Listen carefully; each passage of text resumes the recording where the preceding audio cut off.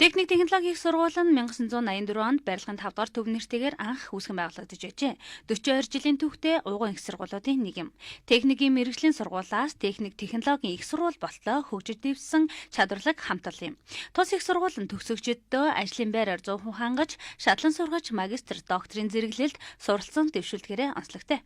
Өнөөдрийн байдлаар 4000 гаруй оюутнууд 200 гаруй багш ажилчдтайгаар үйл ажиллагаа явуулж байна.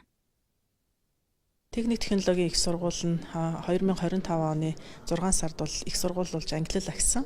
Тэгээд бид бол их сургууль учраас эрдэм шинжилгээ инновацийнхаа энэ ажлыг тэргүүлэх чиглэл болгож сургуулийнхаа бодлого, стратеги төлөвлөгөөг боловсруулж ингэж ажиллаж байгаа хамт олон. Тэгээд өнөөдөр их сайхан үйл явдал болох гэж байна. Тэгээд өнөөдөр бол ректорийн нэрэмжит эрдэм шинжилгээ инновацийн судалгааны лабораторийг бол хамт олондоо буюу судлаач, эрдэмтэн, оюутан, багш нартай судалгаа шинжилгээ хийх хэм бүхэнд нээлттэй ийм том лабораторийг бид байгуулж байгаадаа маш их баяртай байгаа. Тэгэхээр би энд оролцож байгаагийн хувьд хэлэхэд манай техник технологийн их сургууль бол барилгын чиглэлийн ерөн техникийн бүх мэргэжлүүдээр түүний өөрч бусад боловсролын чиглэл энэ төргээд олон чиглэлээр үйл ажиллагаа явуулдаг ийм сургууль байгаа. Өнөөдөр буюу 10 дугаар сарын 29-ны өдөр техник технологийн сургууль дээр ректорын нэрэмжит эрдэм шинжилгээний танхимын нээлт боллоо. Энэхүү нээлтийн үйл ажиллагаанд тус сургуулийн захирал доктор профессорууд, залуу судлаач багш нар болон эрдэм шинжилгээний ажилтнууд оролцлоо.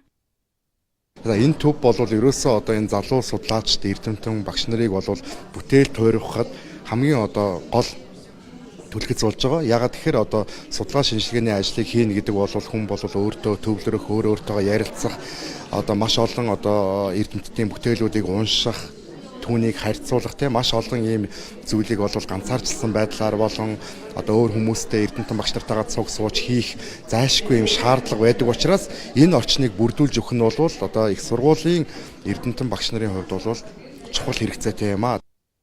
Энэхүү нээлтээс эрдэм шинжилгээний танхимд эрдэм судлалын ажлыг хийх, оюутнууд докторийн ажил унших, судалгааны ажлын хайлт, эрдэм шинжилгээний судалгааны ажил зэрэг олон бүтээлүүдийг хийхэд ашиглагдах. Энэ үеэр ректор Баярмаа докторийн ажил хийх туршлага, үе үеийн шатуудаас багш нарт мэдээлэл өгч, залуу багш нартай туршлага хуваалцаж, багш нарыг доктор хамгаалахад уриаллаа.